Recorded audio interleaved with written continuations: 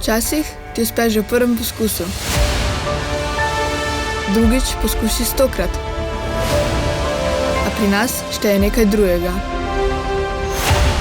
Odbojka me je naučila, da ni pomembno, če kdaj padeš. Pomembno je, da vsakič znova vstaneš. Ko udarim žogo, si rečem: zmoreš, verjami vase. In ko ne gre vse po načrtih, zaslišim glas trenerke: samo dihaj, ti to znaš. Takrat vem, da nisem sama. Tukaj nismo samo igralke. Smo prijateljice. Smo ekipa. Vsak trening, vsaka tekma, vsaka solza in vsak smeh mi pokažejo, kakšna oseba postajam. Močna, pogumna, pripravljena, da grem še dlje.